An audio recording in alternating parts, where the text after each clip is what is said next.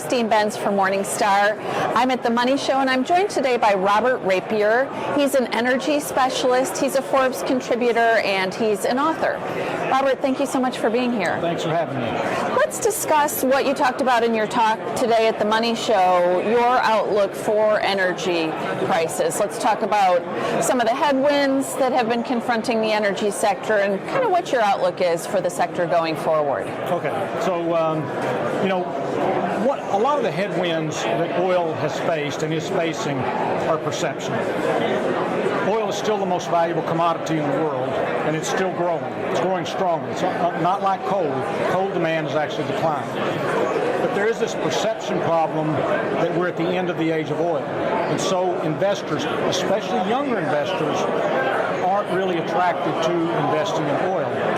So they're not buying cars, we know that. A lot of them aren't buying cars, yet in developing countries, people are moving into the middle class, so that's affecting oil demand. Oil demand, year after year after year, we've set 10 records in a row for oil demand, and it's not decelerating. People say, well, electric vehicles are gonna make oil obsolete eventually, but we're still a ways from that. I mean, oil demand is not decelerating. It's still growing by more than 1 million barrels a day every year. Now, this year may be an exception because of coronavirus that has broken out in China. Right. Their economy is just about shut down right now, and they are the largest oil consumer in the world.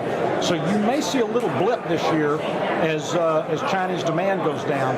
They are one of the largest drivers of demand in the world, in Southeast Asia in particular. And it's really too early to tell, but China is now the second largest economy in the world. When SARS happened, they were sixth. And so the impact today of coronavirus is more than SARS was at the time. It has the potential to be even worse.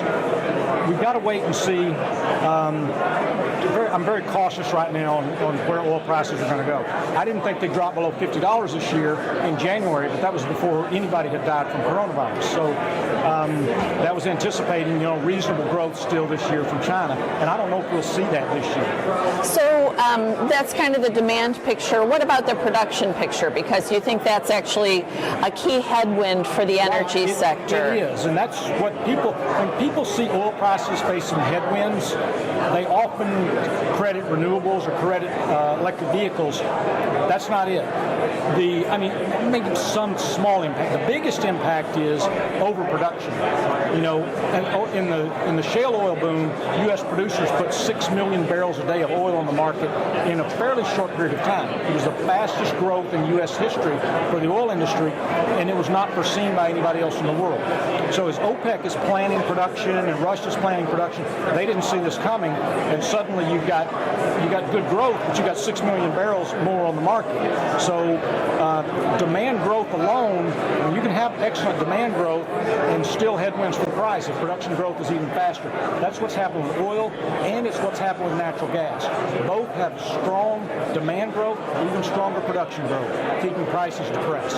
Okay, Robert, great to get your perspective. Lots of implications for investors' portfolios. Thank you so much for being here. How can people find more about what you do, read more of your work? So I write a regular column for Forbes. I write 7 columns a month for them, so you can find me there in their energy section. And then I write a couple of columns a week for Investing Daily. I write Utility Forecaster. We got 15,000 subscribers to that newsletter. We cover income investments. It's not just utilities, it's income investments in general. And we're focused on growth and income with low volatility. Okay, Robert, thank you so much for being here. Thank you. Thanks for watching. I'm Christine Benz.